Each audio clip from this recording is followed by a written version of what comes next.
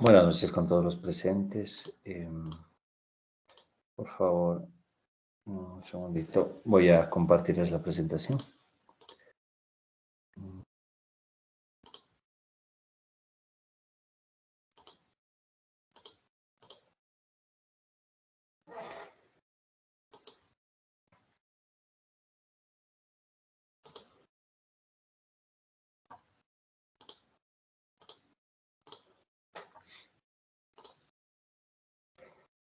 Por favor, si me confirman si se escucha y se puede ver, por favor.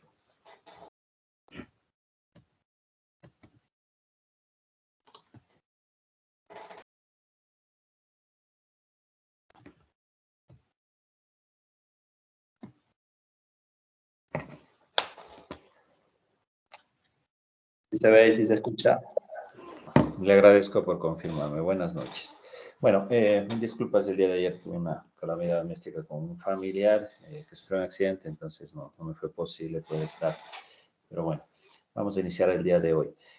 Como estamos en el capítulo de los temas cardiovasculares, hemos revisado ciertos temas, entre estos la emergencia hipertensiva, que habíamos hablado a propósito de una de las causas de consulta en los servicios de emergencia. Y hemos también topado en algo del choque, ¿sí? Choque hipovolémico precisamente, la reanimación inicial, que podemos dar a este tipo de pacientes. En los temas previos hemos hablado igual del abordaje del paciente politraumatizado, pero otro de los motivos de consulta que ustedes pueden tener en el servicio de emergencia o en el primer contacto con el paciente o un paciente que quizás esté críticamente enfermo, tiene que ver mucho con patologías de tipo cardiovascular. Y esto es muy frecuente y muchas de las veces las etiologías o las causas de muerte en realidad tienen gran peso y están en los primeros lugares, básicamente aquellas enfermedades cardiovasculares.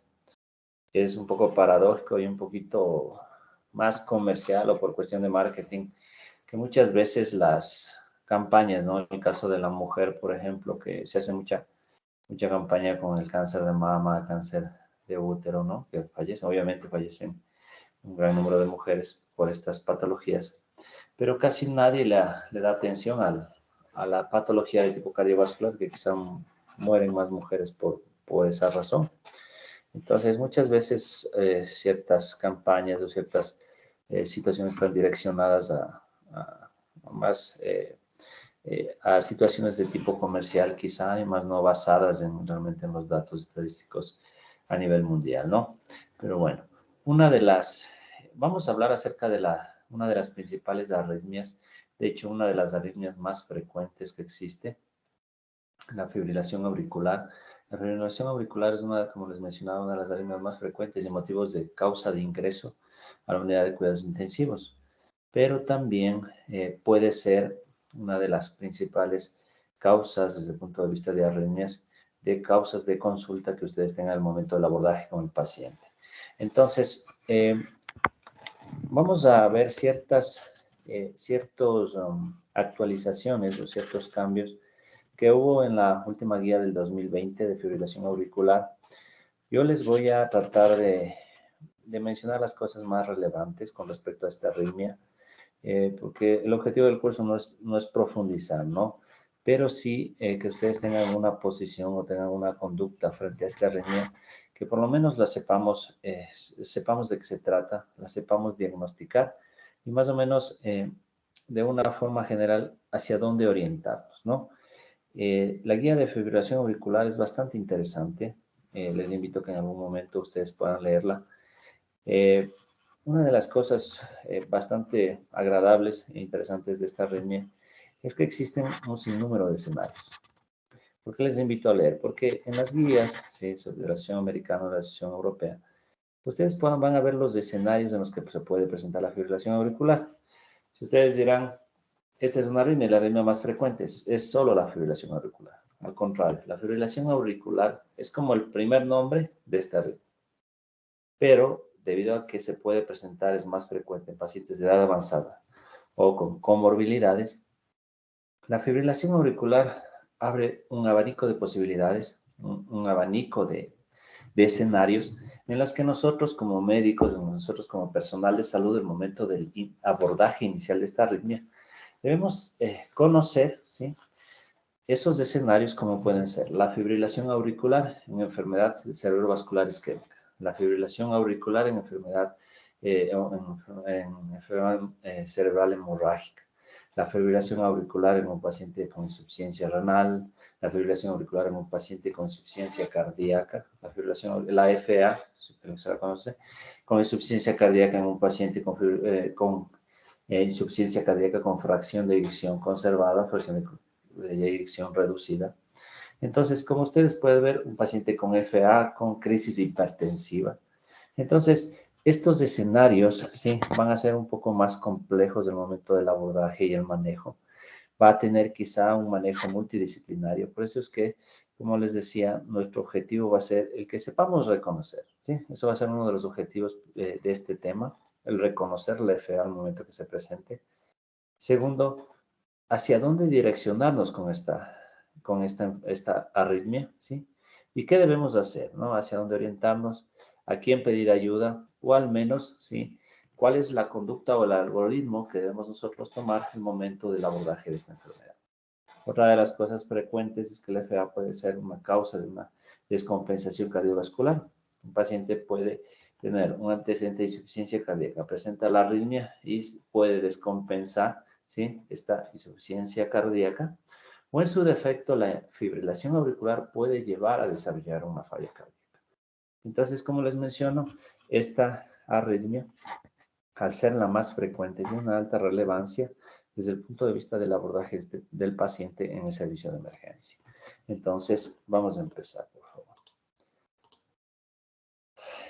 Esta guía, sí, la guía del 2020, nos hacen ciertas recomendaciones. De hecho, son como 10 o 12 recomendaciones, pero les he puesto las más frecuentes, que básicamente nos habla sobre una recomendación en el manejo que tiene que ser multidisciplinario, ¿sí?, basado en una estrategia que nos menciona en esta guía sobre el ABC, ¿sí?, el Atrial Fibrillation Better, y el manejo estructurado de los pacientes con fibrilación auricular. Previamente, en las guías previas, se tomaba como la FA sola, o como que la FA era aislada.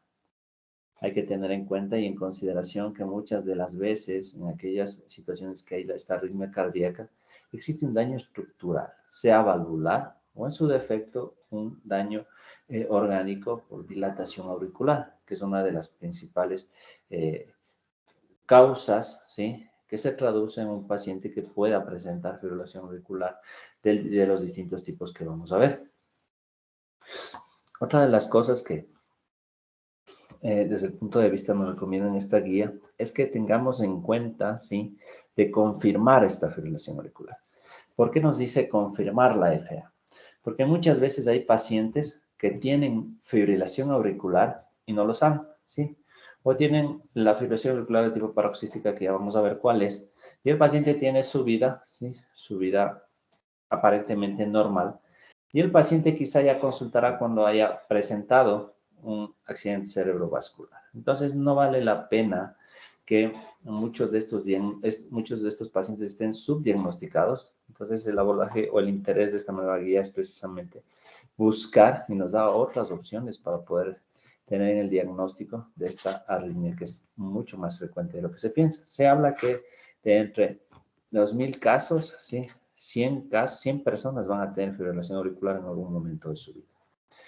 Entonces, para el diagnóstico, nos dice primero confirmar la fibrilación auricular.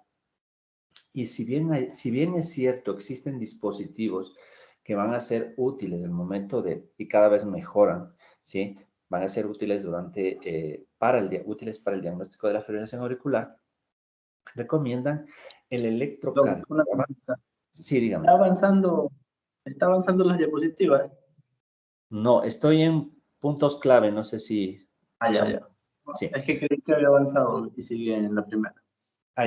Ya, sí, no, lo que pasa es que les estoy haciendo más o menos qué es lo que recomiendan en las guías, es como una introducción respecto al diagnóstico, porque esto difiere de la guía previa, ¿sí?, de la guía anterior, porque muchas veces el momento del diagnóstico de la fibrilación auricular simplemente se tenía que tener algo documentado para decir que un paciente tenía fibrilación auricular.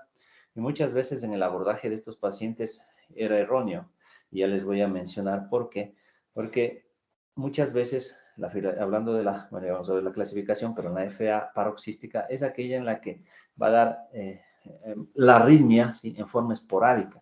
Es decir, va a ser mientras usted duerme o qué sé yo, se desencadena por actividad física o algún momento del día usted está en reposo y tiene un periodo de taquicardia que se puede relacionar con una fibrilación auricular y quizá usted la tiene años, pero llegaban señores o pacientes de 70 años, de 80 años, pacientes adultos mayores y por cosas de la vida, vino por una neumonía, vino por un cuadro de diabetes, qué sé yo, y se documenta una fibrilación auricular. En ese contexto, ¿sí?, se decía que es el debut de la fibrilación auricular. Entonces, erróneamente, ¿sí?, antes se pensaba que ese paciente debutaba la fibrilación auricular, pero era súper difícil, ¿sí?, clasificarla así, porque el manejo es diferente. Ya vamos a ver el abordaje, el momento del diagnóstico de la fibrilación auricular, tanto para ver si tiene un criterio de cardioversión o si tiene un criterio de anticoagulación, es importante saber o clasificar, ¿sí?, a la fibrilación auricular para su adecuado manejo. Otra de las cosas es que la toma de decisiones en el momento del diagnóstico de la fibrilación auricular tiene que tener un tratamiento específico, ¿sí? Y el momento también, que como ya van a ver, tiene algunas opciones de manejo, ¿sí? Es importante discutir sobre el paciente y ver cuál de las opciones terapéuticas va a beneficiarle más y en qué va a estar enfocado. En disminuir los síntomas y mejorar la calidad de vida del paciente. Entonces, en eso, independientemente de cuán invasiva sea el procedimiento, si este procedimiento va a mejorar la calidad de vida o disminuir los síntomas del paciente, vale la pena, ¿no? Entonces, ya vamos a ver esa parte un poquito más adelante. Y siempre debemos tener en cuenta la evaluación fisiopatológica de esta enfermedad, como en toda enfermedad. La evaluación clínica es súper importante si nos va a orientar hacia esta enfermedad. Si no la sospechamos, no la vamos a diagnosticar y no la vamos a ver, ¿no? Entonces, debemos tener en cuenta. ¿Y por qué es súper importante? Una, diagnosticarla. Porque si la diagnosticamos, vamos a poder tratarla. ¿Y cuál es la consecuencia de la FA? La enfermedad cerebrovascular, ¿sí? Es una de las complicaciones más, entre muchas de las complicaciones, la más frecuente y creo que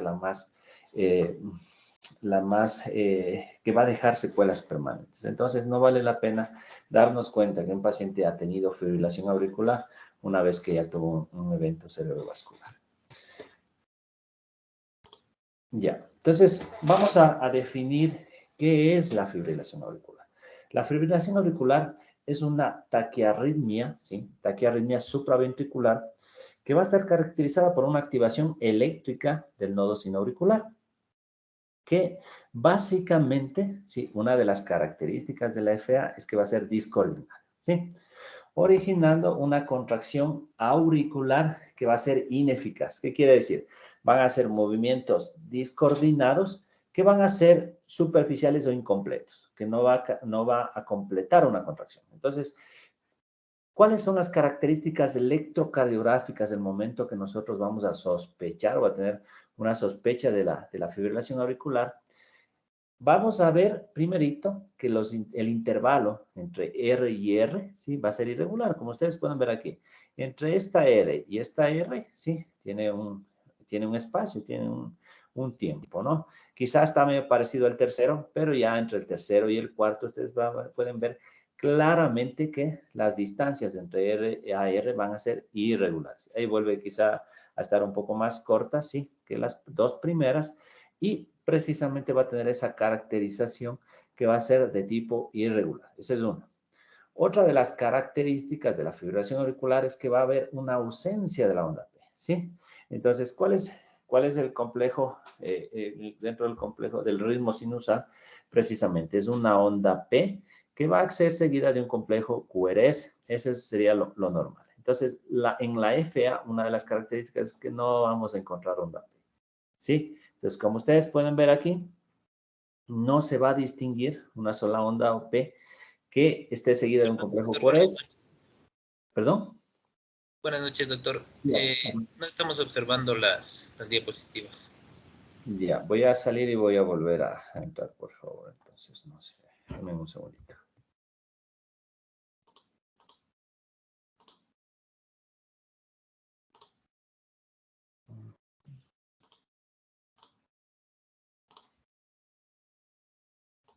No sé si ahí la pueden ver, por favor.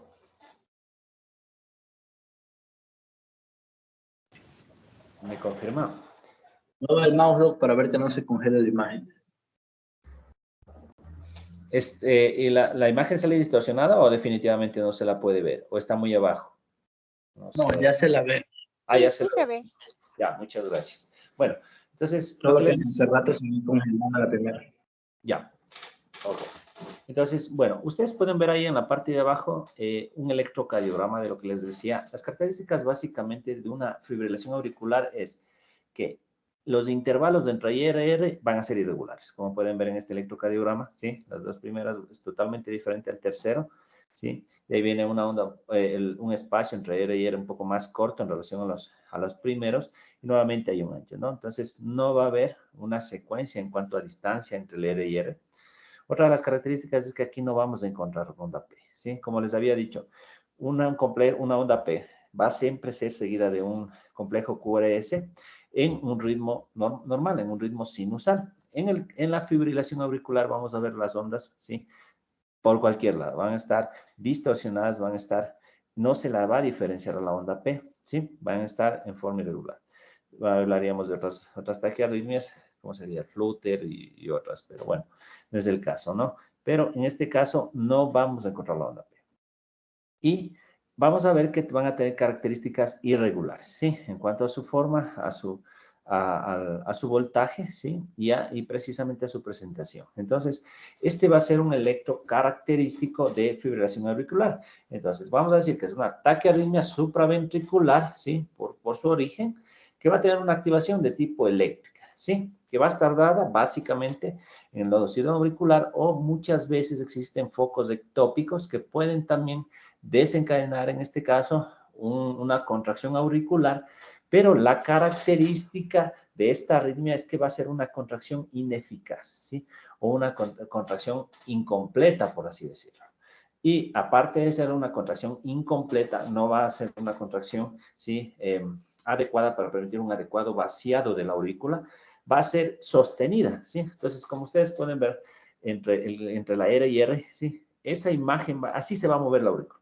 Va a moverse incompleta, no va a contraerse en forma adecuada y va a estar como en forma repetida y irregular, ¿sí? Entonces, no va a ser una contracción eficaz. Entonces, eso con respecto al diagnóstico. ¿Por qué es importante que tengan esas consideraciones? Muchas veces ustedes estarán en un servicio de emergencia, por algún momento quizás estén en UCI, o simplemente en cualquier lugar que ustedes se encuentren. Si tienen un monitor, ¿sí? Un electrocardiograma, o qué sé yo, el paciente está con el saturador, algo muy básico, el saturador de oxígeno. Nosotros vamos a ver que las ondas, ¿sí? Las ondas en el monitor empieza a subir la frecuencia. Sube la frecuencia, luego baja la frecuencia, sube la frecuencia. Algo está pasando, ¿sí? Si ya no es el ritmo regular y usted tenía un paciente con una frecuencia inicial de 70 a 80%, perdón, latidos por minuto, 70, 80 latidos por minuto, y después está en 70 y le sube a 140, o le sube a 130 y vuelve a 70. Entonces, dice, hey, algo está pasando, ¿sí? Entonces, el siguiente paso es hacer un electrocardiograma. Otra de las formas que podemos sospechar es el momento que tenemos un paciente con el oxímetro de pulso y normalmente en el monitor se va a pintar la curva, ¿no? La plestimografía para la saturación y esta curva va a empezar a ser irregular, ¿sí? Puede acelerarse o retrasarse, entonces ya nos va a sospechar que algo está pasando porque va a tener una relación directa con el pulso. Entonces, todas estas cosas hay que tenerlos en cuenta que muchas veces antes no se lo orientaba en el diagnóstico de la fibrilación auricular. Ya, entonces, existen varios escenarios que podían tener que ver con respecto a esto de la fibrilación auricular. La fibrilación auricular clínica. La fibrilación auricular clínica está relacionada con dos situaciones. En un paciente que pueda tener fibrilación auricular con síntomas y paciente con fibrilación auricular que no tenga síntomas o pocos síntomas, ¿sí? Eso hay que tener en cuenta. En esta situación, para que cumpla las características de una fibrilación auricular clínica, tiene que estar documentado, como les hablaba inicialmente. ¿Aló? No sé si me escuchan. No avanzó la diapo. ¿No se ve? O sea, se quedó nuevamente en la imagen electrocardiograma. Ya, no sé si ahí se la puede ver. Déjenme salir otra vez, por favor. A mí, o sea, ahí cambió. Ya cambió, ya. Bueno, les decía, hay escenarios clínicos de la fibrilación auricular. Entonces, esta no es la clasificación, ya les voy a hablar sobre la clasificación, pero existen escenarios clínicos que, ¿por qué los he citado? Porque esto antes no se lo consideraba. Existe la fibrilación auricular que puede haber o no síntomas, ¿sí? O puede haber fibrilación auricular con pocos síntomas. Entonces, para poder categorizar a la fibrilación auricular clínica, tenemos que tener una evidencia, algo objetivo. En este caso, un trazado electrocardiográfico, ¿sí? Que tenga por lo menos 30 segundos de duración, ¿sí? O un este es hablando de lineal, o un electrocardiograma que tenga el completo de 12 derivaciones. Entonces, si tenemos algo documentado en un paciente que no tenga síntomas, estaríamos hablando de una fibrilación auricular clínica, ¿sí? Porque tenemos algo objetivo documentado. Otra de las cosas, otra de los escenarios que podríamos entender con un paciente con fibrilación auricular es la fibrilación auricular subclínica. En esta situación, el paciente podría estar asintomático o en su defecto, en la hospitalización de lo que les mencionaba, el paciente, sí, no se pudiera detectar su arritmia. Pero existen datos clínicos, sí, datos clínicos aislados que podrían orientarnos a la sospecha del diagnóstico de fibrilación auricular. No sé si ustedes en algún momento han escuchado o algún paciente les ha comentado a ustedes cómo son personal de salud, que han estado en contacto con pacientes, le dice, hey doctor, yo a veces siento palpitaciones, siento que el corazón me late rápido. En ocasiones siento que el corazón se me va a salir, o hago un poquito de ejercicio, o estoy subiendo grados y siento que el corazón se me va a salir. Este puede ser un llamado de atención que, si bien es cierto, en su hospitalización, por el diagnóstico que sea, el paciente esté oligoasintomático o en su defecto no tenga síntomas, pero el paciente ya nos va a orientar desde el punto de vista, ¿sí? Desde el punto de vista clínico, que el paciente podría estar cursando, ¿sí? Con una arritmia que quizá en ese momento no lo estamos evidenciando. Entonces, ¿qué se puede tratar con una fibrilación auricular? Puede ser un flúter, una taquicardia auricular, que todas estas son taquicardias supraventriculares, ¿sí? O episodios de fibrilación auricular que muchas veces, y esto pasa frecuente a veces en las unidades de cuidados intensivos, que muchas veces nuestro paciente ingresa por un distrés respiratorio, ingresa por un trauma, ingresa por una neumonía, sobre todo los pacientes de edad avanzada. Y usted, precisamente en los monitores cardíacos, ¿sí? Van a empezar a ver lo que les mencionaba. El paciente con una frecuencia de 70 o 80 latidos por minuto, después aparece con 140, 150. Suena la alarma del monitor. ¿Qué pasa? Regresamos a ver. Ya otra vez en 70 y 80. Luego vuelve a sonar la alarma del monitor y usted ya le ven 140, 150, 160. Y el paciente no entró por algo cardiovascular. El paciente entró por un cuadro infeccioso, urinario, qué sé yo, ¿sí? Entonces, ahí debemos nosotros tener la sospecha clínica de que el paciente está presentando una arritmia. Segundo, debemos documentarla, ¿sí? Este va a ser un hallazgo, un diagnóstico que va a estar acompañando al motivo de ingreso, al motivo de consulta que ese paciente tuvo. Entonces, inicialmente no salió en el electrocardiograma que le hicimos, pero puede estar registrado o puede quedar en la memoria del monitor que usted estaba usando para, en este caso, monitorizar al paciente que quizá ingresó por cualquier otra etiología y más no por una arritmia cardíaca, en este caso una fibrilación auricular subclínica. Entonces, existen otros dispositivos, ¿no? Electrocardiogramas intracardíacos en pacientes con cirugía cardíaca, ¿sí? O en aquellas situaciones de monitoreo en este caso, del ritmo cardíaco. Pero que básicamente debemos ir al objetivo de tratar de documentar esa sospecha de arritmia. Otro de los escenarios que podemos tener es el episodio de una frecuencia auricular alta, ¿sí? Entonces, ¿cuál es la frecuencia auricular rápida? Que nuestro paciente presente taquicardia, ¿sí? Entonces, el paciente en el monitor empieza a latir rápido ese corazón. Podemos ver en ocasiones a simple vista, podemos ver que el monitor ya empieza a cambiar. Como les decía, tienen un monitor que está con frecuencias entre 80 y 90 y después ustedes tienen evidencia de que el paciente está con 140, 150 de frecuencia. y muchas veces regresa, ¿sí? Como nosotros llamamos, entra y sale de la arritmia. Y en su defecto usted regresa a ver o ya se apaga la alarma y el paciente nuevamente en 70, 80 de frecuencia. Puede ocurrir, ¿no? Que el paciente entre y haga una racha de fibrilación auricular y sale espontáneamente. O en situaciones en las que el paciente esté con 160, 140, 150, 160 y se mantenga en ese rango, pero de todas formas, una de las características de la fibrilación auricular que mencionábamos, ¿no? El paciente va a mantenerse con frecuencias más de 110, que sería una respuesta, ¿sí? Una respuesta rápida. Entonces, el paciente va a estar entre 140 y 160, pero puede estar fluctuante, pero va a estar rápido. Entonces, esto principalmente lo vamos a poder identificar en los dispositivos de monitoreo. Ya tenemos la sospecha clínica y deberíamos plasmarlo en un trazado electrocardiográfico con características de lo que mencionamos, de más de 30 segundos. Entonces, existen ciertos términos que anteriormente se usaba, de lo que les mencionaba en las guías anteriores, y que muchas veces esto ya se ha vuelto obsoleto, ¿no? Sobre todo porque desde el punto de vista fisiopatológico, hablar de la fibrilación auricular aislada o sola o que no tenga un componente orgánico es súper difícil.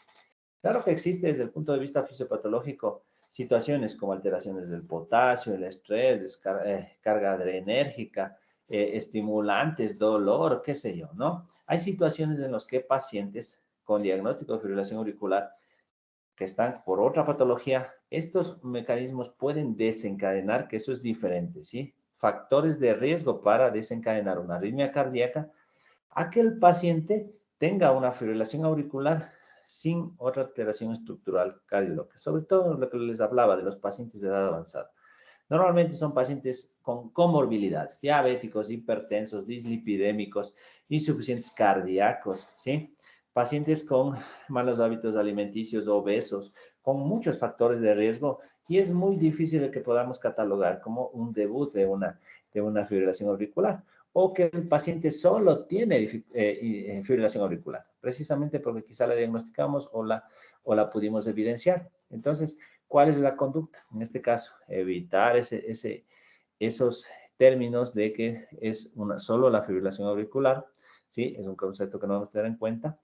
Y con respecto a si tiene una afectación valvular o no valvular, vale la pena, ¿sí? Que muchas veces estas alteraciones estructurales valvulares van a tener relación con una alteración, ¿sí? Orgánica. ¿Qué quiere decir eso? Si hay una afectación, sea estenosis o insuficiencia valvular, va a tener una implicación directa sobre la estructura anatómica, en este caso la aurícula. Entonces, en ese aspecto debemos tener en cuenta hacer el abordaje en el diagnóstico de este tipo de pacientes para poder precisamente ver qué estructuras están comprometidas, y esto va a estar directamente relacionado con el manejo. Por eso es importante, ¿no? En cuanto a la epidemiología, la fibrilación auricular va a estar presente entre el 2 y 4%, ¿sí? De los pacientes. Se espera un incremento de 2 a 3 veces, ¿sí? De incidencia en los pacientes, y va a tener mucha relación porque uno de los factores de riesgo para tener fibrilación auricular es la edad, precisamente. Mientras ustedes van subiendo de edad, subimos de edad, ¿sí? Mientras mayor edad, más factor de riesgo para fibrilación auricular. Entonces, uno de los principales factores de riesgo, como pueden ver aquí, es la edad avanzada. Ese es uno de los principales. Otros, la obesidad, ¿sí? La hipertensión, la diabetes, la dislipidemia, ¿sí? Básicamente. ¿Perdón? ¿Otra vez no se ve?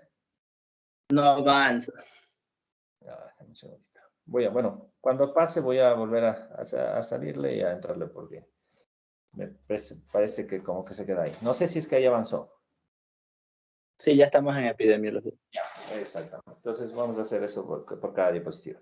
Ya, de lo que les mencionaba. Entonces, a mayor edad, mayor riesgo de fibrilación auricular. ¿Qué otros pacientes van a tener factores de riesgo de fibrilación auricular? No solo para fibrilación auricular, sino para enfermedad cardiovascular. Pero van a ser mayor predisponentes los pacientes para fibrilación auricular. Entonces, ¿qué pacientes? Los obesos, los diabéticos, los hipertensos, los dislipidémicos, ¿sí? Los pacientes con antecedentes, ¿sí? De enfermedades vasculares, sea enfermedad coronaria, enfermedad tromboembolismo u otro tipo, o arteriopatías, ¿no? Esas hay que tenerlas en cuenta. Este paciente que tiene factores de riesgo.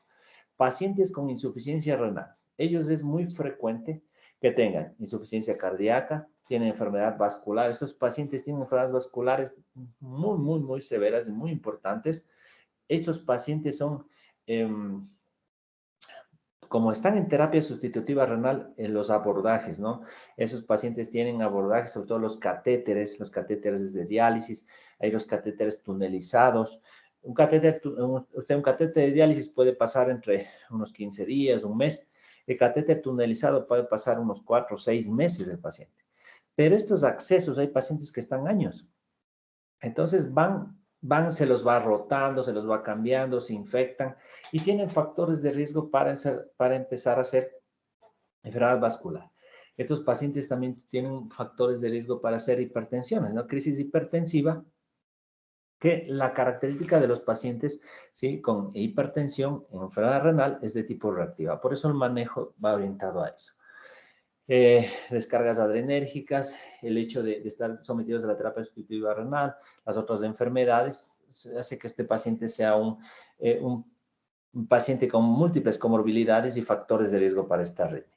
La obesidad, ¿sí? Otro de los factores, en este caso es el apnea del sueño, enfermedad obstructiva del apnea del sueño, que también muchas veces tiene relación con los pacientes obesos. Habíamos hablado del síndrome de Pickwick en los pacientes grandes obesos, ¿sí? Con pausas, en este caso de apnea, que incluso van de algunos segundos, ¿no? Entonces, que muchos de ellos incluso fallecen durante estas pausas en la apnea del sueño, ¿no? Entonces, existen otros factores de riesgo, ¿sí? En gente joven incluso. Hay pacientes que con sustancias estimulantes, es muy frecuente que yo he visto mucho personal de salud también que hacemos eso. Hay algunas frases en el que dice, no necesitas una taza de café, ¿sí? Si tienes sueño, no necesitas una taza de café, necesitas descansar, tu cuerpo necesita dormir. Entonces, ¿qué hacemos nosotros? La taza de café, 1, 2, 3, 4 tazas de café, ¿sí? Entonces, son factores de riesgo, sustancias estimulantes. Ya estamos con el Red Bull, estamos con el Campeón, con el Volcán, y vamos por el tabaco, ¿sí? Entonces, hay ciertos hábitos que muchas veces pueden ser estimulantes que pueden terminar en una arritmia.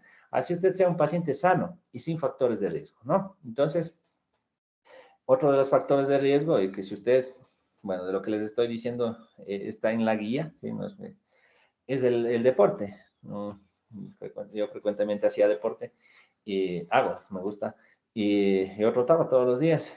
Y una vez conversando con el cardiólogo me dice, le va a dar FA. Y en realidad, ¿no? Es un factor de riesgo, no es que el deporte, de hecho, sea algo malo, al contrario, es un factor protector, pero en las guías describen que es un factor de riesgo para que usted pueda hacer una crisis de fibrilación auricular, pero hay ciertas implicaciones clínicas, ¿no? Entonces, existen otras situaciones o escenarios que nosotros podemos llevar para que nuestro cuerpo, o en este caso nuestro corazón, termine en una arritmia cardíaca.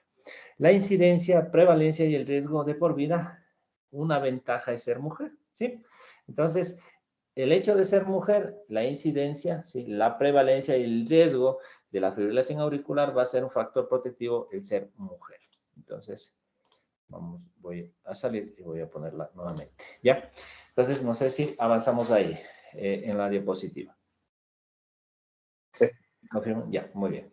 Entonces, bueno, este simplemente es un cuadro un poco más esquemático, ¿no? Sobre cuáles son los factores de riesgo para la fibrilación auricular. La edad, ya decimos, más en los hombres, ¿sí? Bueno, de piel blanca y bajo estrato económico. ¿Por qué los pacientes bajo estrato económico? Precisamente por esta falta la falta de escolaridad, ¿sí? Está muy relacionada con el bajo estrato económico, que comemos mal, ¿no? Muchas grasas, conservas, obesidad, falta de ejercicio, malos hábitos, ¿sí? Entonces va a estar relacionado con eso. Estilos de vida están por demás que ya hemos mencionado y los conocen, ¿no? Para no solo la FA, sino para enfermedades cardiovasculares, sedentarismo, tabaquismo, alcoholismo, el ejercicio vigoroso de lo que les mencionaba, ¿no? el consumo de cafeína. Entonces hablan de más de 3 tazas de café, es un factor de riesgo. Aunque existen el consumo de café para el riesgo de insuficiencia cardíaca está descartado, sí, hay un estudio ahí que ustedes lo pueden revisar, que salió de hecho algunos años atrás. Tener las comorbilidades que ya mencionamos, sí. Condiciones, es decir, condiciones cardiovasculares de los pacientes, pacientes con insuficiencia cardíaca, enfermedad valvular, enfermedad coronaria, son factores de riesgo para poder desarrollar FA. Es decir, usted tiene un paciente con insuficiencia cardíaca, un paciente con enfermedad vascular o enfermedad coronaria, lo ingresa, lo maneja, este paciente puede asociarse a eso una fibrilación auricular. ¿Y por qué es súper interesante, como les decía, en el momento que ustedes revisan la guía? Porque ya no es la falla cardíaca, ¿sí? Entonces, ya vamos a hablar de falla cardíaca, pero en la insuficiencia cardíaca, la clasificación para el diagnóstico de insuficiencia cardíaca tenemos la insuficiencia cardíaca con fracción de eyección reducida, fracción de eyección conservada, ¿sí? Y fracción de eyección intermedia. Pero el momento del abordaje o del tratamiento se reduce a los dos. Insuficiencia cardíaca con fracción de eyección conservada e insuficiencia cardíaca con fracción de eyección reducida. Es precisamente para el manejo. Entonces, ya en el momento que ustedes hacen el abordaje de una de estas enfermedades, ya no es solo esa enfermedad, ahora es el nombre y apellido que habíamos dicho. Falla cardíaca más fibrilación auricular. Enfermedad coronaria más fibrilación auricular. ¿Por qué es importante eso?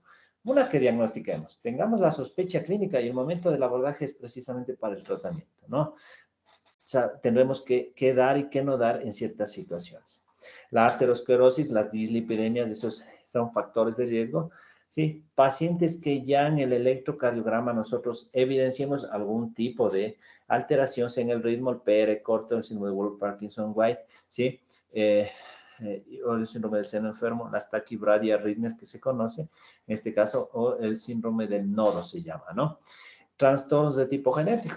Como ustedes conocen, no solo se heredan casas, haciendas, carros, también se heredan las enfermedades y precisamente pacientes con historial de arritmia cardíaca pueden tener un mayor factor de riesgo para esto.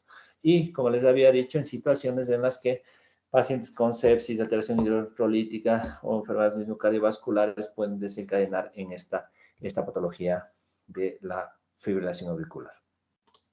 Ahora, la fibrilación auricular puede estar relacionada directamente por mecanismos fisiopatológicos que van a ocurrir a nivel tisular, ¿no? A nivel del tejido, a nivel del miocito, ¿sí? A nivel de las estructuras de los vasos de la aurícula, básicamente, que van a estar relacionadas básicamente con la fisiología, ¿sí? La fisiología cardíaca, que básicamente a nivel auricular, vamos a ver que va a haber puede estar secundaria, ¿sí? Secundaria o relacionada con fibrosis, ¿sí? Fibrosis de los miocitos, fibrosis de las estructuras auriculares, por quizá una disminución en la contractilidad auricular. Puede haber infiltración grasa derivada de enfermedades, ¿no? Colagenopatías o de otro tipo. Procesos inflamatorios crónicos que pueden estar relacionados con otras enfermedades de tipo autoinmunitario. La remodelación vascular que puede estar relacionada con enfermedades de otro tipo o secundaria, ¿sí? a este proceso de cizallamiento a nivel auricular. Procesos de isquemia, ¿no? Isquemia, infarto a este nivel va a alterar, ¿sí? Sobre todo va a dar arritmias, por ejemplo, el bloqueo de la coronaria derecha, ¿sí? Vamos a tener un paciente va a ser bloqueos, va a ser radiarritmias, ¿sí? Entonces va a estar relacionado con una cardiopatía isquémica que desencadena una arritmia. Las ectopias, ¿sí?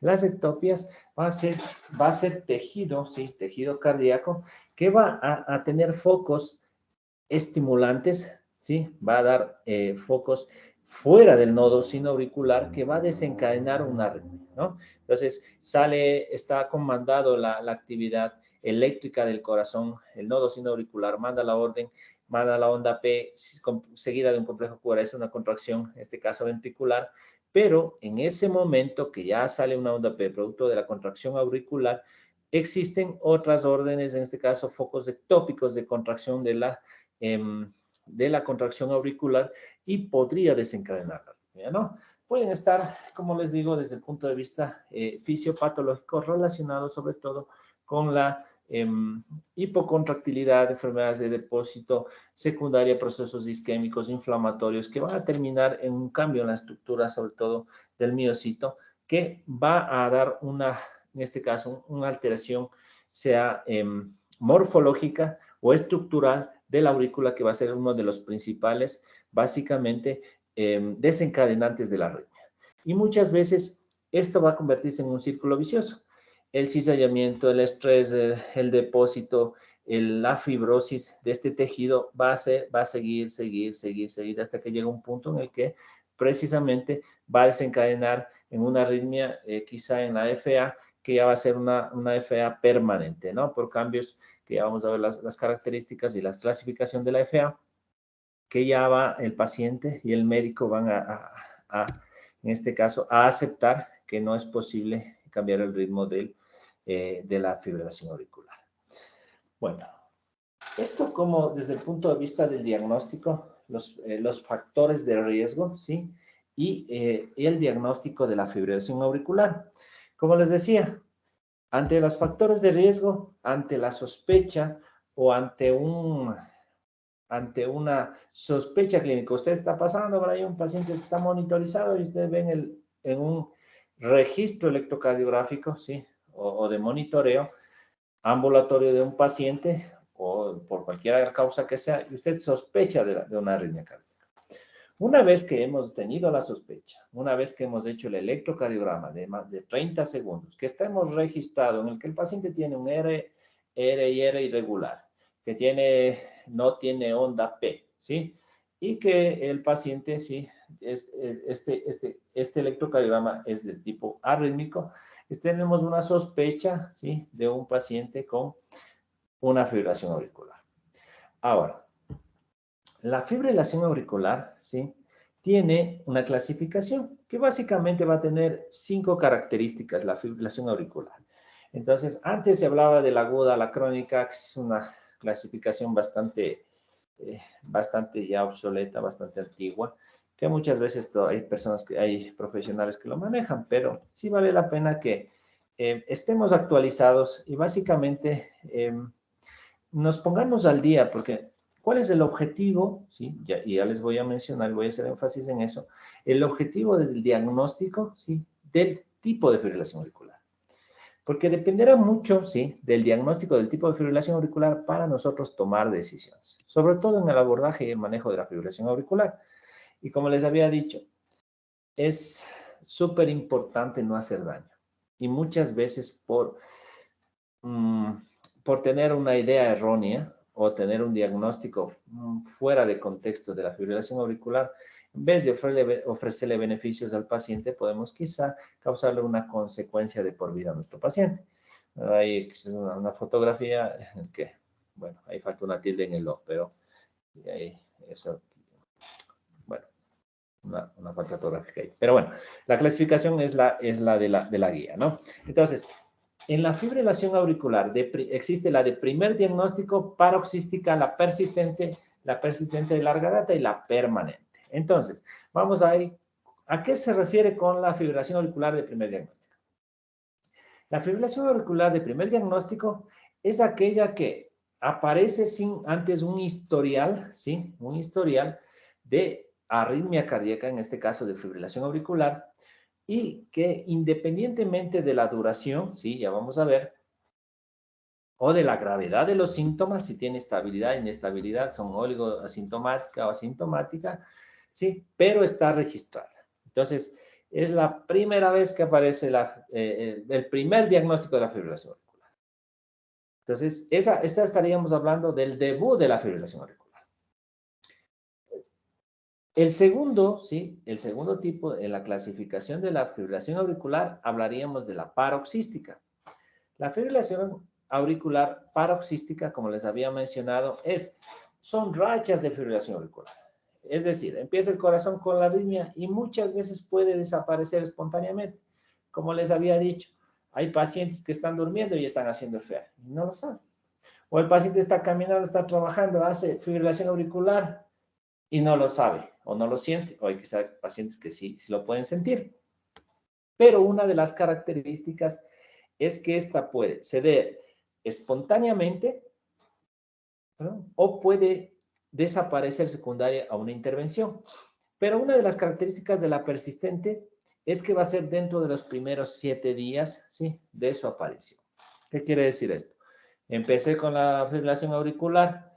Antes de los 7 días, la fibrilación auricular puede desaparecer o la podemos, sí, cambiar o restituir a un ritmo sinusal mediante cardioversión. Entonces, por eso es importante esta clasificación. Antes de los 7 días, recuerden.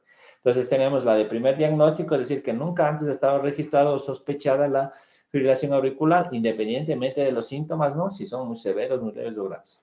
La paroxística.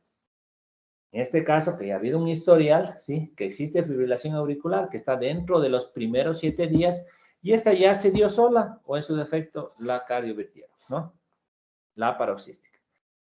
La persistente. Antes hablábamos de la persistente temprana y la persistente tardía, que básicamente son lo mismo, ¿no? En relación a la persistente temprana, la persistente, y la tardía, la de larga data persistente. En la persistente, hablamos de una FA que va más allá de 7 días, ¿sí? Y ¿qué fue? ¿Sí? ¿Qué fue? Con episodios que fueron terminados, ¿sí? Terminados con cardioversión, sea esta de tipo eléctrica o farmacológica, es decir, tenemos un paciente que vino con fibrilación auricular, ¿no? Quizás ya se dio sola, o en su defecto le cardiovertieron. Hasta ahí, ¿qué clasificación tendría? Paroxística, ¿no es cierto?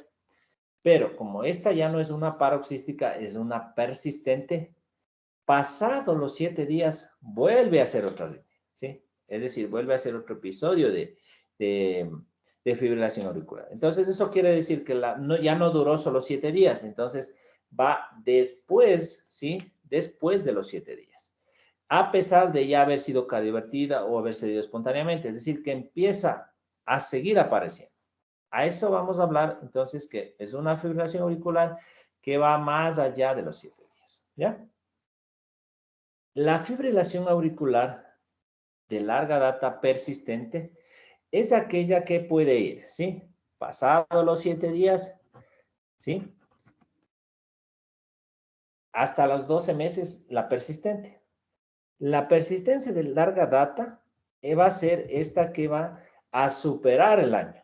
Es decir, va a estar con fibrilación auricular mayor de 12 meses. Puede haber estado varios días seguida, ¿sí?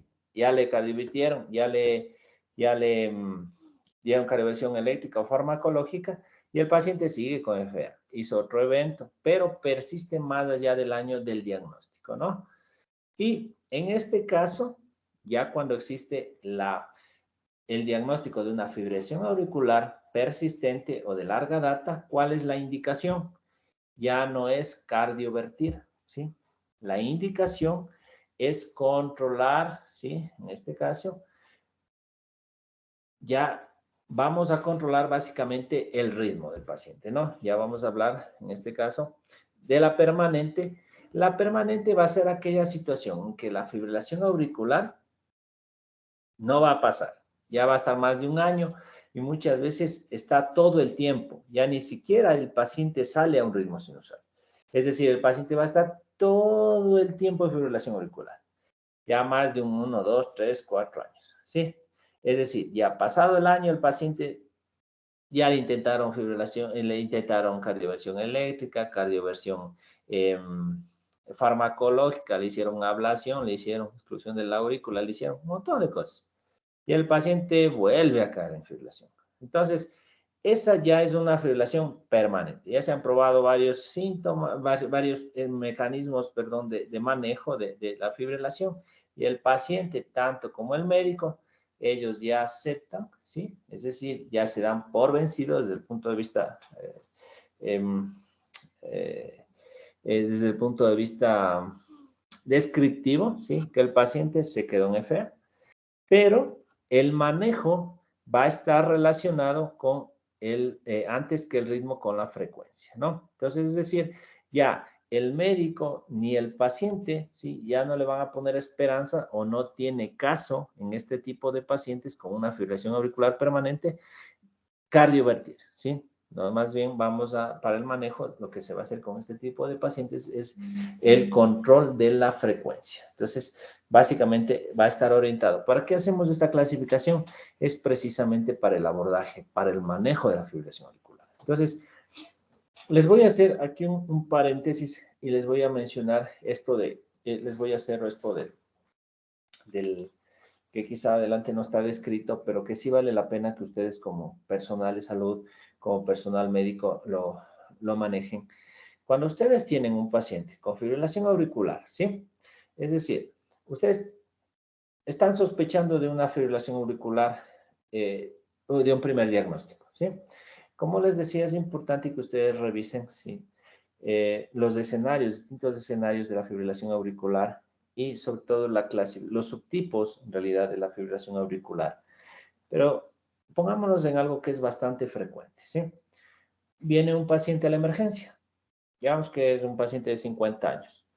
Quizá el paciente, si no tiene factores de riesgo, es un paciente que no tiene enfermedad cardiovascular u otros de los factores que habíamos hablado, y digamos que es una fibrilación auricular de primer diagnóstico, ¿sí?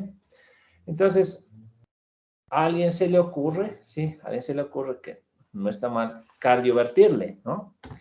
Pero existe un algoritmo de manejo y protocolo de la fibrilación auricular. Por eso les digo que es importante manejar la guía, porque ahí nos menciona, si usted tiene un paciente con fibrilación auricular, que usted tiene planificado, ¿sí? En este caso, cardiovertirlo por las razones que mencionamos de acuerdo a la clasificación, vamos, ya estamos de acuerdo, le vamos a cardiovertir a nuestro paciente. Este ejemplo, este caso clínico, le estoy poniendo como un caso general, ¿sí? Un caso muy general.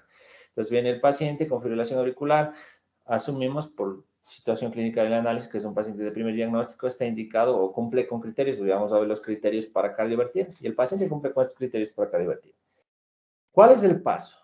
Cardiovertirlo sin otras especificaciones, sea cuál es lo mejor, la eléctrica o la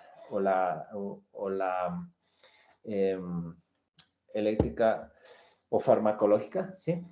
Entonces, antes que esto, ¿sí? Es importante, de acuerdo al manejo, le menciono, si el paciente con fibrilación auricular y hemos tomado la decisión, obviamente, basada en criterios clínicos, de que este paciente se beneficiaría de una cardioversión, es importante hacer un ecocardiograma de tipo, ¿sí? ¿Qué tipo? Transesofágico. No, eso no lo digo yo, lo dicen las guías, ustedes pueden revisar. ¿Por qué? ¿Cuál es el objetivo? Precisamente, descartar que hayan trombos intracoabitarios. ¿Por qué? Si nosotros damos en este caso una descarga para hacer en este caso la cardioversión, sea eléctrica o usted le empieza a pasar medicamentos para hacer una cardioversión farmacológica y el paciente por desgracia tenía un trombo en su corazón, usted lo que va a provocar es que ese trombo salga despedido, vaya a su cerebro y el paciente haga una enfermedad cerebrovascular. Entonces, yo sé que es muy conocido y de hecho la usan como muchas veces llamados protocolos. La amiodarona es muy famosa, ¿sí? Pero si tiene un paciente con enfermedad, pasa la amiodarona. No, hay escenarios, ¿sí? Hay escenarios, por eso es que yo les insisto un poco en esto, que el paciente, ¿sí? Debemos primero diagnosticar el tipo de fibrilación auricular que tiene el paciente, el subtipo, y en este caso definir si es que existe. Tenemos criterios para cardioversión o control del ritmo. Eso es súper importante.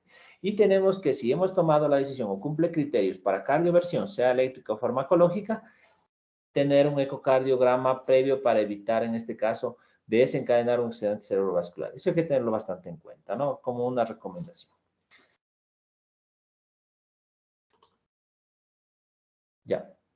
Ahora, ¿cómo vamos a sospechar o cómo vamos a darnos cuenta que nuestro paciente tiene fibrilación auricular? Entonces, los síntomas muchas veces pueden ser muy inespecíficos. No es que vamos a decir, este paciente tiene este síntoma y definitivamente es fibrilación auricular. Entonces, puede ser muy variado, ¿no? Y depende mucho de la presentación clínica o de la severidad de los síntomas. Eso es súper importante.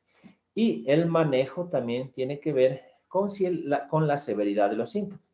Entonces, el paciente muchas veces puede manifestar, doctor, yo siento que me late rapidísimo el corazón, que tengo palpitaciones, siento que el corazón se me va a salir del pecho. Entonces, ya en este caso estamos hablando de un tipo de arritmia, como decirlo, al ser lo más frecuente, y si el paciente la siente con frecuencia o al hacer actividad física o qué sé yo, puede estar relacionado con enfermedad coronaria o en su defecto el paciente está haciendo alguna taquiarritmia, en este caso, una taquicardia supraventricular.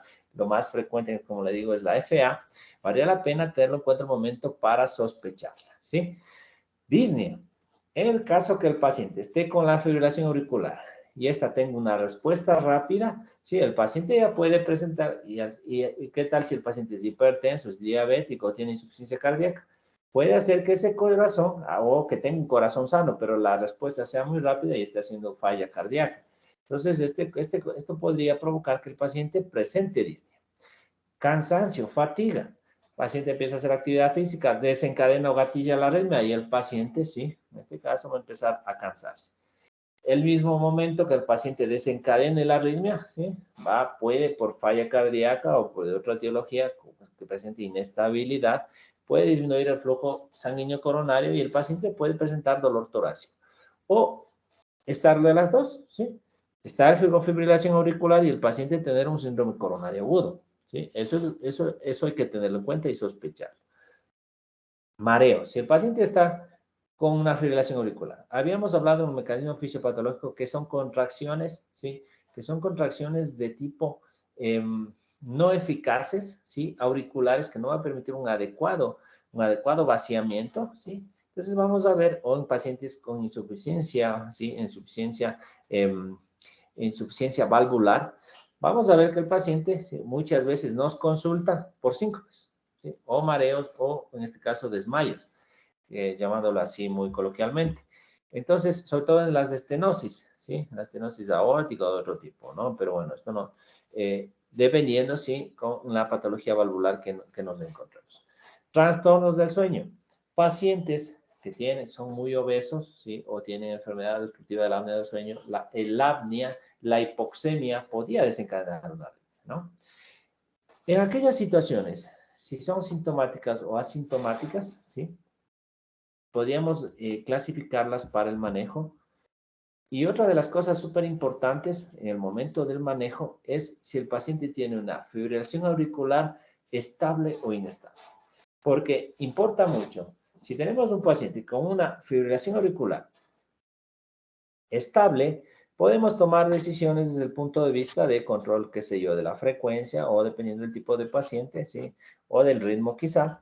Pero si es un paciente que está hemodinámicamente inestable, tenemos que actuar, ¿sí? Y el manejo, uno de los manejos que se recomienda es la cardioversión. Entonces, eso es importante por el momento del abordaje. Entonces, la fibrilación auricular va a tener una influencia directa, va a tener un impacto directo sobre la enfermedad cerebrovascular. Entonces, eso hay que tenerlo en cuenta, porque ese es el principal objetivo, evitar que se presente, evitar que ocurra. ¿Cuál es el mecanismo fisiopatológico para que esto ocurra? Como hemos dicho, por inflamación, fibrosis, cambios estructurales en la aurícula, dilatación y demás, ¿qué va a suceder? Va a haber una inadecuada contracción auricular. Como decíamos, se contrae la aurícula y no va a permitir un vaciado adecuado auricular. Entonces, ¿qué va a suceder? Van a haber contracciones ineficaces y repetidas, lo que va a provocar una mayor turbulencia, ¿sí? Turbulencia de la sangre, que va a traducirse precisamente con esto va a desencadenar una respuesta inflamatoria que va a terminar por adhesión, ¿sí? En este caso plaquetaria, fibrina y demás, y va a terminar ¿qué? Formando un coágulo. Ese coágulo puede estar intracavitario y, como les decía, ese es el objetivo de lo que les decía, hacer un ecocardiograma transtorácico o un pseudoefecto transesofágico, que es la indicación para descartar la presencia de este tópico. Y de esta forma, saber si tiene indicación o no de cardioversión, ¿sí? Eso hay que tenerlo muy en cuenta. En este caso de anticoagulación, ¿y qué tiempo le vamos a dar anticoagulación a nuestro paciente? Entonces, especificación debemos tenerla en cuenta o esa consideración en el momento que abordemos uno de estos tipos de pacientes. Otra puede ser el deterioro cognitivo, que va a estar relacionado con ya una afectación a nivel, en este caso, neurológico. Insuficiencia cardíaca producto de la arritmia sostenida va a dar una falla cardíaca, o si el paciente ya tenía un grado de daño cardíaco, va a estar desencadenando o gatillando una fibrilación auricular. Podría presentarse demencia, depresión, ¿sí? Obviamente, un paciente que tiene una enfermedad cerebrovascular, un deterioro de la calidad de vida definitiva, o la arritmia, un paciente que va a estar limitado a sus actividades, aumenta o incrementa, en este caso, dependiendo si es sintomática, asintomática, inestable o estable, el riesgo de hospitalizaciones. Si es un paciente que no tiene un control adecuado de su fibrilación auricular, o este paciente hace eventos con grados de severidad, obviamente que el paciente va a estar con hospitalizaciones, ¿sí? Frecuentes. Y esto, obviamente, el contexto social, el contexto de productividad, de la calidad de vida de nuestro paciente va a estar realmente afectado. O en su defecto, la mortalidad. Una arritmia que va a estar sostenida, que va a tener una implicación directa desde el punto de vista cardiovascular, con falla cardíaca, insuficiencia respiratoria, enfermedad coronaria, obviamente el riesgo de fallecimiento es alto. O en su defecto, el riesgo de una secuela neurológica permanente. Entonces, es lo que debemos evitar. Por eso es que una de las cosas importantes en una fibrilación auricular es la sospecha clínica. Si tenemos la sospecha clínica, probablemente la vamos a poder diagnosticar, vamos a direccionar, porque los mecanismos de registro para el diagnóstico tenemos varias y múltiples opciones, y al haber la sospecha clínica podemos llegar al diagnóstico y de esa forma, ¿sí?, estadificarla, clasificarla para el manejo. Entonces, vamos a ver así, una de las principales, ¿sí?, que no son tan complejas desde el punto de vista del acceso, claro que otras no se los dispone muy frecuente, pero sí, como les mencionaba, son primero la sospecha clínica. Segundo, ya pensar, al ser esta arritmia, una de las arritmias más frecuentes, ¿cómo podemos identificarla? Porque como les digo, en el caso de una paroxística o un debut de la fibrilación auricular, o en un paciente que tenga paroxismos de fibrilación auricular, debemos tener en cuenta ciertas situaciones, porque muchas veces el tener documentado un electrocardiograma de más de 30 segundos o un electrocardiograma de 12 derivaciones va a ser un poco difícil. Pero si tenemos un paciente monitorizado, ¿sí?, monitorizado, ya vamos a poder evidenciar los cambios que habíamos mencionado, o en un electrocardiograma o en un paciente que tenga un Holter, va a ser mucho más sencillo, pero ya con la sospecha clínica. ¿Pero en qué situaciones? Si nosotros palpamos el pulso, de lo que habíamos hablado, al palpar el pulso, o al tener un paciente con un oxímetro de pulso, ¿sí?, que le estemos saturando, y la curva pleximográfica esté alterada o esté pareando, podemos tener la sospecha de una arritmia. En aquellas situaciones, en los monitores automáticos, ¿sí?, en los pacientes, en aquellos pacientes, está muy de moda esos relojes, ¿no? Los relojes que ven la frecuencia cardíaca, le toman la presión, le toman el ritmo, ¿no? Entonces, ahí podemos sospechar en el caso que veamos variaciones, sobre todo de la frecuencia cardíaca. Dispositivos de electrocardiograma, es decir, de una sola derivación, en dispositivos, ¿sí?, con sensores que ya tienen un poco más de especificidad en el momento del ritmo cardíaco. Hay ciertas aplicaciones ahora que está tan de moda, ¿no? Los smartwatch, sobre todo esos programas que van viendo el desarrollo de la actividad física, ¿no? Que básicamente va a captar mediante la onda del pulso, que muchas veces puede estar registrada en forma irregular, ya nos puede hacer sospechar, sobre todo en pacientes va a registrar el ritmo cardíaco, y sobre todo en pacientes con factores de riesgo, ¿no? Una detección intermitente, ¿sí?, en relojes inteligentes que ya habíamos mencionado, en telemetrías, es decir, en monitoreo, ¿sí?, en el registro del monitor del hospital, sea por otra causa que ingresó el paciente. Todos estos cambios, en el monitoreo del paciente, el momento de su hospitalización, vamos a poder y va a quedar registrado. Entonces, ante la sospecha vale la pena revisar, va a ser como un registro del tiempo que el paciente se encuentre. Al tener ya una sospecha clínica, bien, el paciente nos dice: hey, doctor, ¿sabe qué ratos siento que el corazón se me va a salir? Entonces, ¿cuál es la indicación? Hacer un Holter. es como un electrocardiograma, pero de 24 horas, ¿sí? ¿Cuál va a ser más sensible? Muchas veces dicen, pero yo le hice un electrocardiograma. Doctor, si a mí me hicieron un electrocardiograma y está normal, está perfecto. Sí, señor, a usted le hicieron un electrocardiograma, pero a usted le hicieron 30 segundos de electrocardiograma. Entonces, lo más probable es que en ese momento usted no tenía la arritmia. Y al hacerle 30 segundos que su electrocardiograma estaba normal, eso no significa que usted esté sano. Sobre todo si hay clínica, ¿no? Entonces, si tenemos un paciente con sospecha, taquicardia, que se le sube la frecuencia, le da palpitaciones, al agitarse empieza con síntomas, mareos, dolores de cabeza, lo que habíamos mencionado, la indicación será hacerle un holter de 24 horas o el tipo de holter que el paciente necesite, ¿sí? Los parches de electrocardiograma en los registros de los dispositivos monitores portátiles o en aquellas situaciones en los monitores o eventos, en este caso de los marcapasos u otro tipo de eventos de los dispositivos del ritmo que se pueden registrar. Por ejemplo, en los dispositivos existen dispositivos en aquellos pacientes. Hay una enfermedad que se conoce como la enfermedad de nodo. La enfermedad del nodo está caracterizada por aquellos pacientes que pueden presentar taquibradiarritmias, ¿no? En ellos les ponen marcapasos, o aquellos pacientes que tienen falla cardíaca, ¿sí? Aquellos que tienen pacientes con falla cardíaca, con fracción de eyección severamente reducida, estos pacientes tienden a hacer arritmias. Muchas de estas arritmias pueden ser mortales. Entonces, estos pacientes tienen indicación de algo que se conoce como el marcapaso racing. ¿Qué quiere decir esto? El paciente que tiene una arritmia, registra una arritmia mortal, taquicardia ventricular, fibrilación ventricular, le da un choque o una descarga para que este paciente salga de ese ritmo. Y estos dispositivos muchas veces tienen un registro. Entonces, en su chequeo podemos ver si este paciente está haciendo este tipo de arritmias, ¿no? Entonces, dispositivos para la sospecha, no para la sospecha, más bien para el diagnóstico de fibrilación auricular tenemos bastantes y como les digo, muchas veces muchas veces el diagnóstico puede estar relacionado precisamente con la sospecha clínica y muchas veces no necesariamente el paciente tendrá que haber consultado precisamente por la fibrilación auricular. Un segundo. Ya. Entonces, otra de las cosas que esta guía toma mucho o la acentúa mucho o la actualiza desde el punto de vista de las recomendaciones, es el abordaje, ¿sí? Sobre todo de la evaluación diagnóstica de la fibrilación auricular con el sistema de las 4 S. Entonces, ¿a qué se refiere este sistema de las 4 S?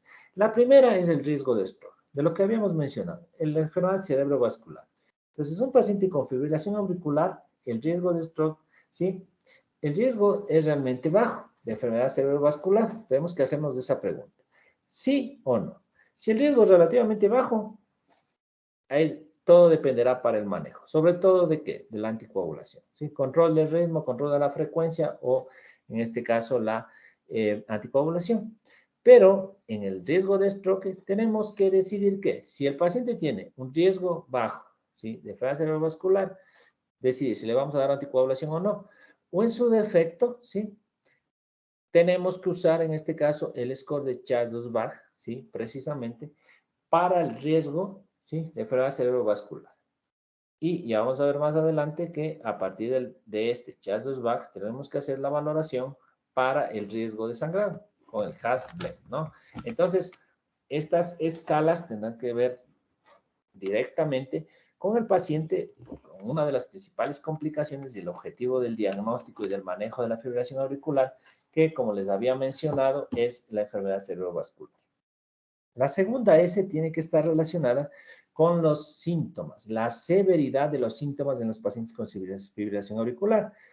Si es un paciente asintomático, el manejo, ¿sí? Va a ser diferente. Ambulatorio, la medicación que se use va a ser, ¿sí? De otro tipo.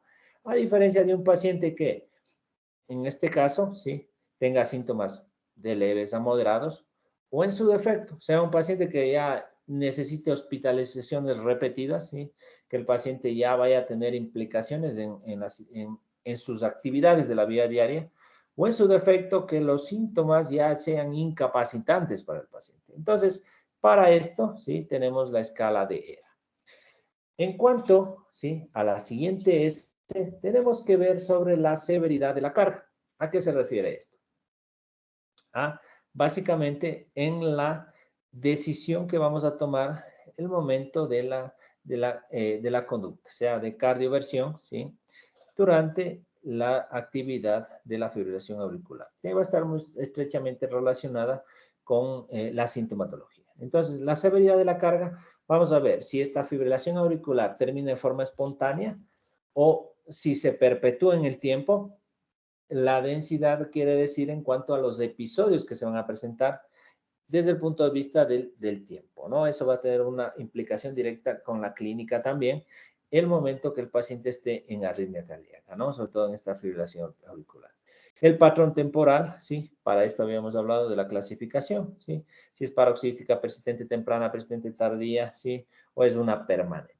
Entonces, todo esto va a tener relación básicamente para el manejo, sobre todo de la anticoagulación. Y antes que eso va a estar relacionada directamente con el control, si se trate del ritmo o de la frecuencia, que es el objetivo del manejo tan importante como en la anticoagulación. Es súper importante la severidad de la carga para definir si el paciente requiere cardioversión o en su defecto un control del ritmo, que básicamente ya cuando se en estadios más altos, lo que se hace es control nada más del ritmo, de la frecuencia, perdón, más no del ritmo. Y por último, la siguiente S tiene que ver con la severidad de sustrato. ¿A qué se refiere esto? Con las comorbilidades, ¿sí? Es decir, no es lo mismo que un paciente debute con un FA y sea un paciente medio joven, qué sé yo, sin otros factores de riesgo. Quizá la opción, y si es su primer episodio, estaría indicado cardiovertirle, a que sea un paciente, ¿sí?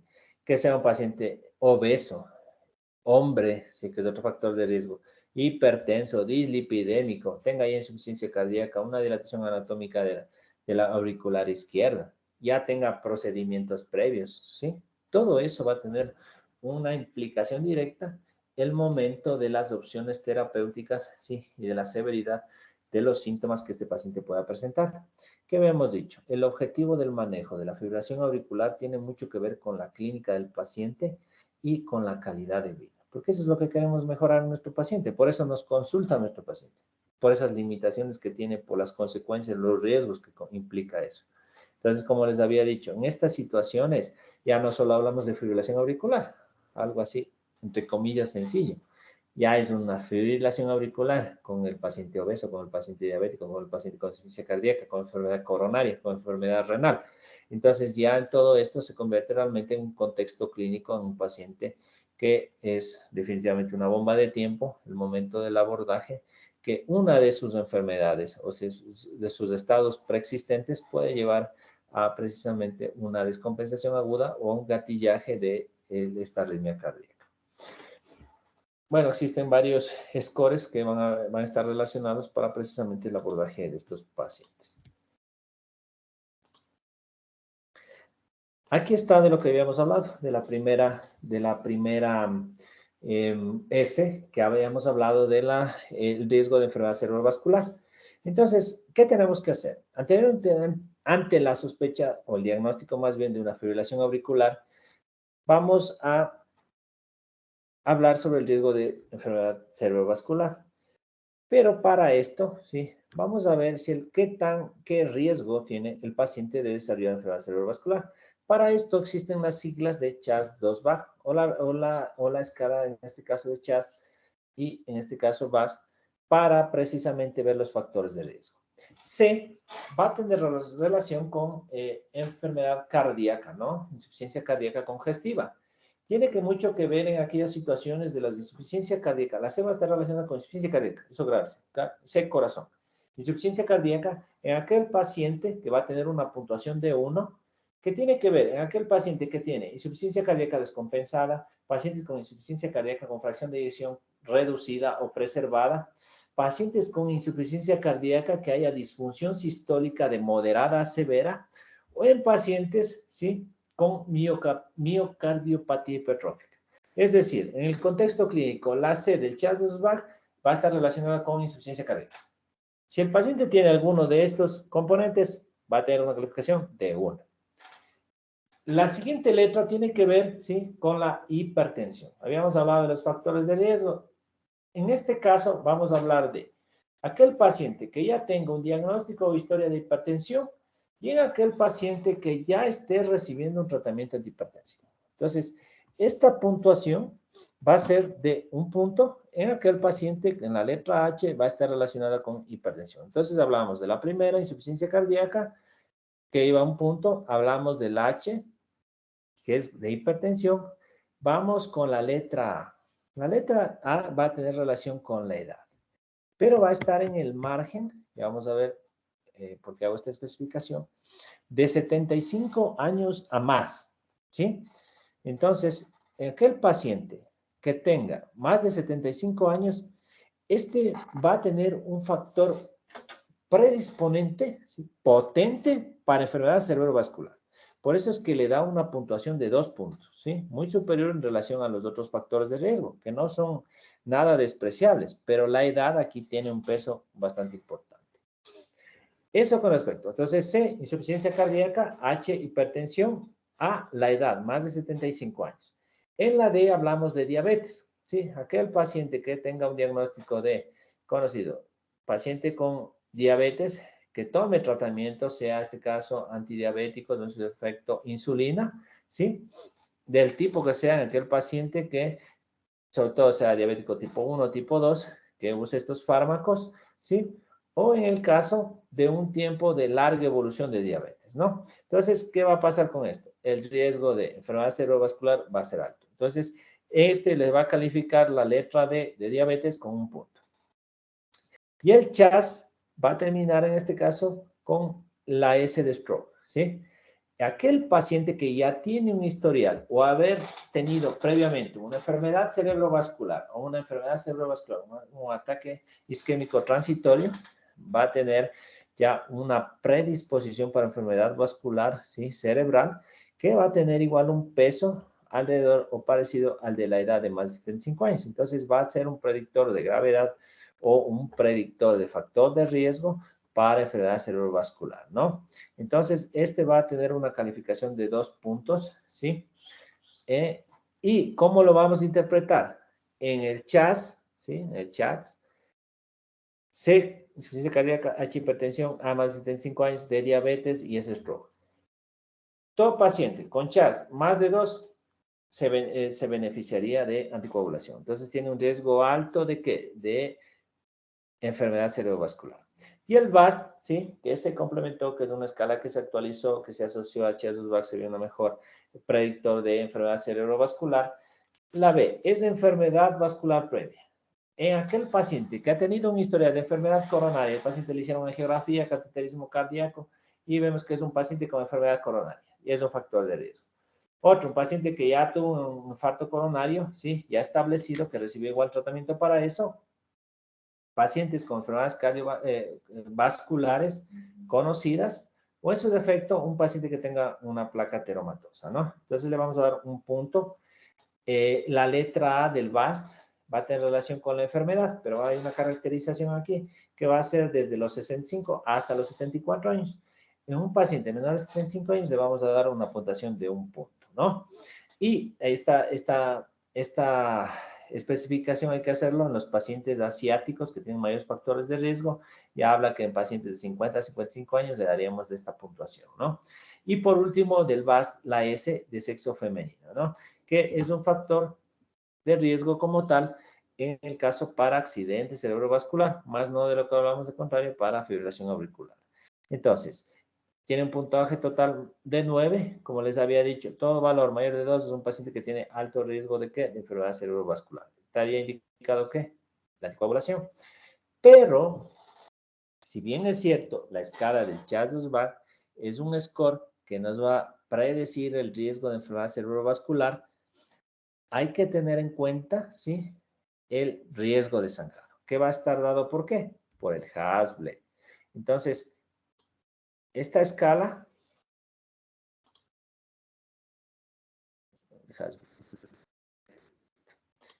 el Hasbled va a tener relación básicamente con estas puntuaciones. Todos los componentes van a estar puntuados con un punto. El H va a tener relación con la hipertensión, pero esta va a estar relacionado con una tensión arterial sistólica mayor de 160. Esta va a estar establecido por un punto. En la letra A va a estar relacionada con pacientes que van a tener con falla renal, falla hepática, o que el paciente que ya se encuentra en terapia sustitutiva renal, una creatinina sérica más de 2.26, en aquel paciente con falla cardíaca o en terapia sustitutiva renal, ¿no? Y el paciente que tenga una falla hepática con bilirrubinas más de 2, alteración de las aminotransferasas, ¿sí? Y con signos de cirrosis hepática. Entonces, a este le vamos a dar un punto. Yendo a las escalas de H, que ya hemos dicho hipertensión, A, falla renal o hepática, S, un ataque cerebrovascular previo, ¿no? Hemorrágico previo o isquémico previo. Igual le vamos a dar un punto. El BLED, la letra B va a estar relacionada con hemorragia, ¿no? BLED, de sangrado. Hemorragia importante previa o un paciente que tenga una anemia o enfermedad, en este caso, de las células formes de la sangre, una trombocitopenia grave. Hablamos que la trombocitopenia grave va a estar menor a 20.000 plaquetas, ¿no? Entonces hay que tener en cuenta. Eso con respecto. La H de hipertensión, A función renal, S de ataque cerebrovascular, ¿no? L del INR, tiene que ver con INR lábil, que hay pacientes que tienen una alteración, en este caso en titular el INR. E, la edad, pacientes mayores de 65 años. Y por último, la del uso de consumo de drogas. Entonces, toda puntuación mayor a un punto, ahí significaría en aquellas situaciones, pacientes con mayor de 3 puntos, riesgo alto de sangrado. Entonces, eso hay que tener en cuenta, ¿no? El momento del abordaje. Entonces, aquí tenemos las recomendaciones del Hasblet, del Chas-2-Baxi, se muestran en la siguiente tabla, y básicamente para lo que les mencionaba. Todo valor del Chas-2-Baxi, del paciente con riesgo para enfermedad cerebrovascular, ¿cuándo vamos a dar anticoagulante? En todo paciente, ¿sí?, que tenga mayor de 2, es un riesgo alto de enfermedad cerebrovascular, vamos a dar la indicación de uso de anticoagulantes orales, está indicado. En aquel paciente que sea hombre, ¿sí?, que sea hombre, que tenga un riesgo moderado, está indicado dar anticoagulantes. Y en aquel paciente que es hombre, que tiene un rango, ¿sí?, de 0, hablan hasta de 1, no se puede dar anticoagulación. Y en una mujer que ya tenga un valor más de 1, está indicado dar anticoagulación por los factores de riesgo que habíamos hablado en el último ítem. Ya. Habíamos hablado otra de las S, era precisamente la severidad de los síntomas. Entonces, habíamos hablado de la escala, la SCORE o escala de Viera, en la que básicamente va a ser una evaluación cualitativa, ¿sí?, que tiene que ver con, se puede ir en la clasificación de no síntomas, leve, moderado, severo e incapacitante. O en su defecto, escala de 1, 2A, 2B, 3 y 4. La no, es decir, que el paciente no va a tener ningún síntoma leve, que el paciente puede presentar síntomas o estar oligoasintomático, pero que los síntomas de la fibrilación auricular no van a afectar su actividad normal. Eso desde el punto de vista leve. En el de tipo moderado, ¿sí?, la actividad normal del paciente en el día no va a estar afectada, pero sí va a tener ciertos síntomas que el paciente los va a percibir. En el severo, el paciente ya va a afectar su actividad, ¿sí?, su actividad laboral diaria o su actividad diaria normal, ya va a verse comprometida. Y en la actividad incapacitante ya el paciente definitivamente va a estar, ¿sí?, limitado. Entonces, ya para que esté en niveles severos e incapacitantes, la evolución de esta enfermedad y el compromiso de los síntomas ya va a ser realmente con un puntaje alto. En cuanto al manejo, no honor al tiempo, voy a mencionarles los manejos para las situaciones muy específicas. Básicamente lo que buscamos en un paciente con fibrilación auricular es el control del ritmo, ¿sí? En el caso del paciente con indicaciones, tiene indicaciones específicas. Entonces, en situaciones de frecuencia cardíaca, lo que vamos a buscar es que la frecuencia cardíaca, un paciente con fibrilación auricular esté con respuesta menor a 110. ¿Por qué de eso hablamos? Con respuesta Un paciente con fibrilación auricular con respuesta adecuada. ¿Sí? Más de 110, respuesta rápida, que es donde hay mayoría de problemas. Que básicamente está enfocado en manejo de la FA, el uso de beta bloqueantes o calcio antagonistas. Entonces, en pacientes con, como les había dicho, un paciente con falla cardíaca, con una fracción de eyección reducida, que tenga FA, ¿sí? Se recomienda usar beta bloqueantes o digoxina, ¿sí? Porque estos no van a afectar la función cardíaca. En aquel paciente que tenga una fracción de eyección conservada, se puede usar en este caso los antagonistas de calcio o un beta bloqueante, sea para la cardioversión o sea para el control de la frecuencia, que básicamente son los objetivos del manejo de la fibrilación auricular. En los casos de cardioversión, si no hay falla cardíaca, se puede usar el benacarlan, ¿sí? Que no tenga síndrome coronario o la flecainida o la propafenona, que básicamente estos medicamentos van a ser unos inhibidores de los canales de sodio, que van a disminuir la entrada de calcio, va a disminuir la polaridad de la membrana y va a disminuir en este caso la sensibilidad de la membrana a la contracción, que básicamente va a ser el enfoque para disminuir en este caso la frecuencia de la fibrilación, ¿no? Que el objetivo, como les mencionaba, es mantenerla con una respuesta adecuada, es decir, menos de 100 latidos por minuto. En un paciente con falla cardíaca o con cardiopatía estructurada, un medicamento que es bastante seguro es la amiodarona, y este sería el medicamento de primera elección.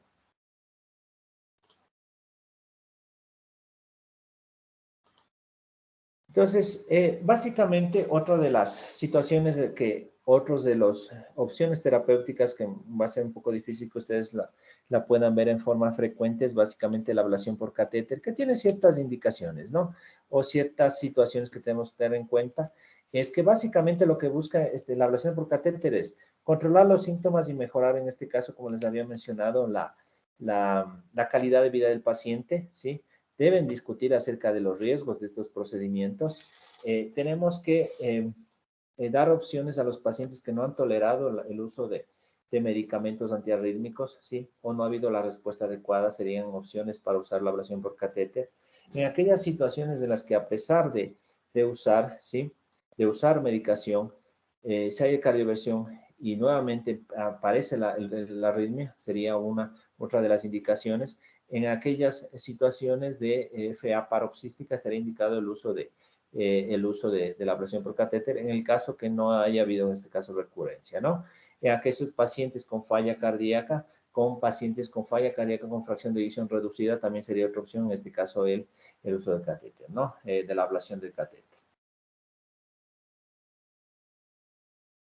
Existen otras opciones, como pueden ver ahí, tenemos básicamente estos son bloqueadores de los canales de calcio o su defecto o la disminución en este caso los canales de sodio, que van a estar relacionados básicamente en aquellas situaciones de pacientes con enfermedad cardíaca estructural, sea estos pacientes con enfermedad valvular asociada, fracción de eyección reducida, van a ser distintos escenarios en los que medicamentos tenemos que usar para evitar que existan daños del momento del control, sea de la frecuencia cardíaca o en su defecto de la cardioversión que llevemos.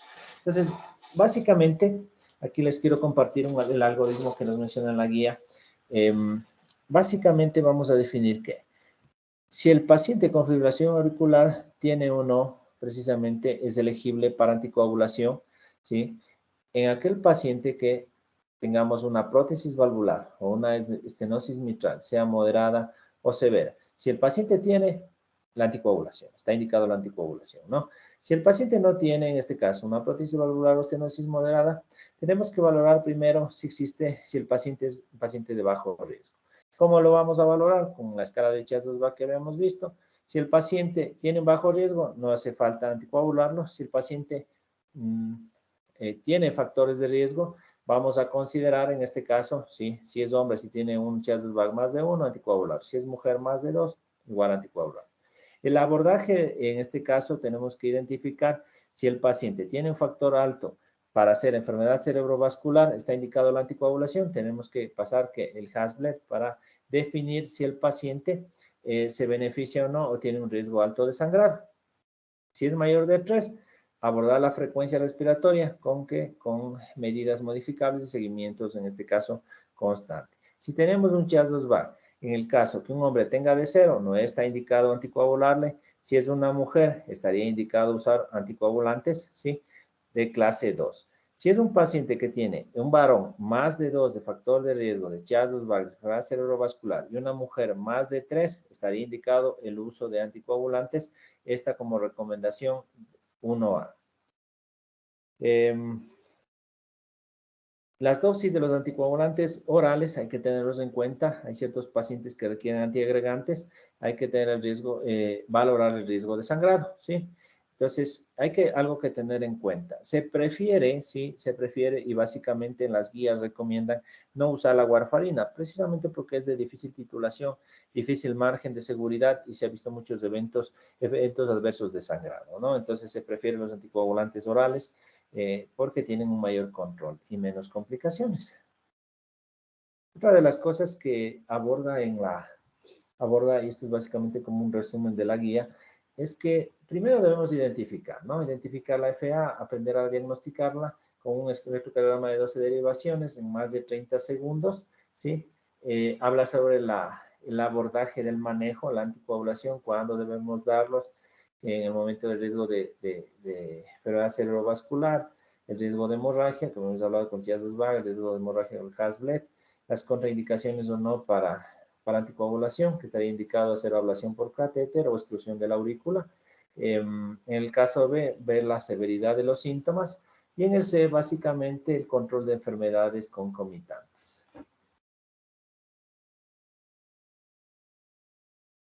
Bueno, aquí simplemente cita los anticoagulantes, que básicamente, como ya habías dicho, ya basado en la aplicación del Chiaz-2-Bach, el Hasbled, el paciente tiene indicación de anticoagular, un paciente con una calificación más de 1 o más de 2 de ser mujer.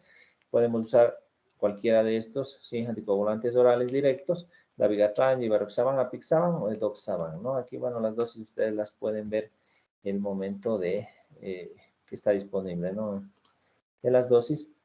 Otra de las recomendaciones que nos menciona en esta guía precisamente es las otras opciones, ¿no? El cierre percutáneo de la aurícula que se usa bastante, ¿sí? La oclusión o exclusión de la orejuela izquierda, esta se la puede orientar en aquellas situaciones como prevención para enfermedad cerebrovascular, en aquellas situaciones de fibrilación auricular en la que la anticoagulación esté contraindicada o que esté ya a largo plazo, ¿sí?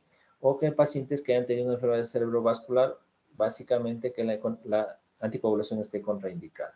O en aquella situación en la que el paciente ha sido sometido a una cirugía cardíaca en la que ha habido un cambio valvular o derivación coronaria y el paciente tiene el diagnóstico de una fibrilación auricular en la que ha habido una alteración anatómica auricular, está indicado el cierre percutáneo de la aurícula, que es otro de los mecanismos quirúrgicos para precisamente mejorar los síntomas y evitar, en este caso, mejorar la calidad de vida del paciente.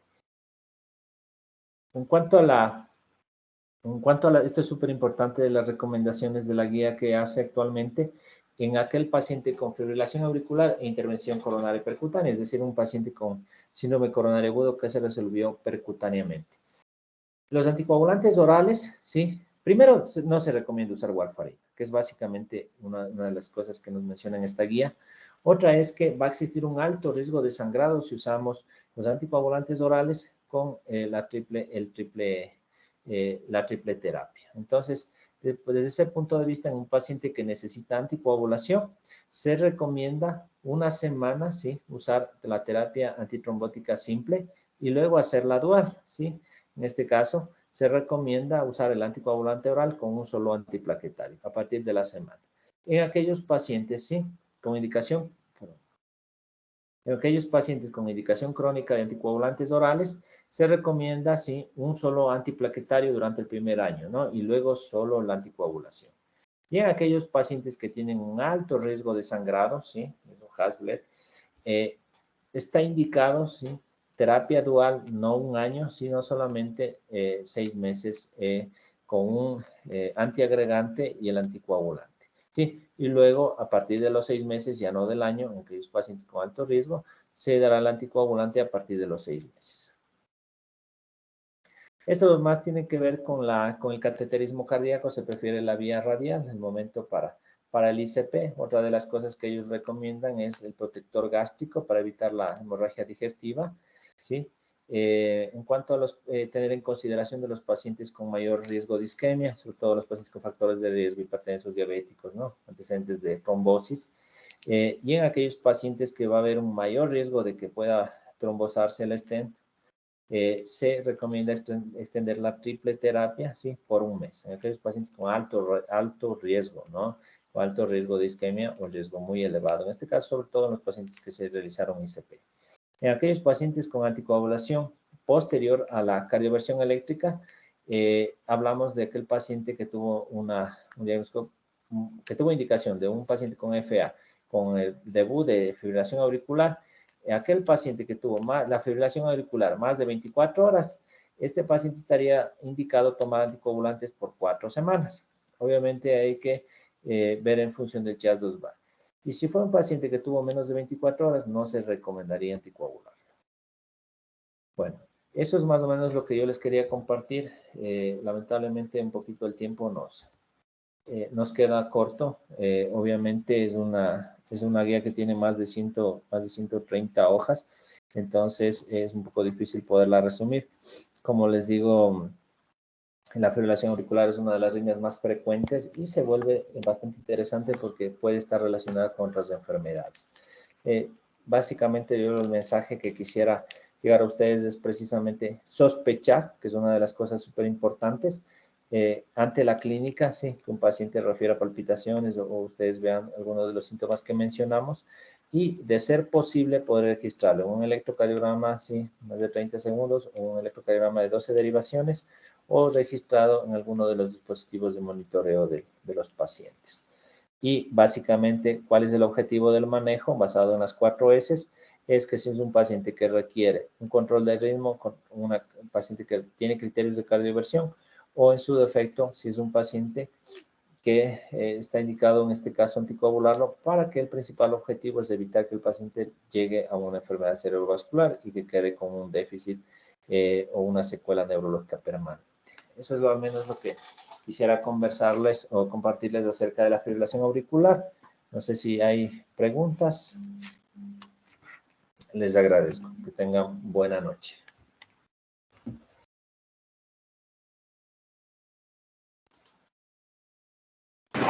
Muchas gracias, doctor. Buenas noches.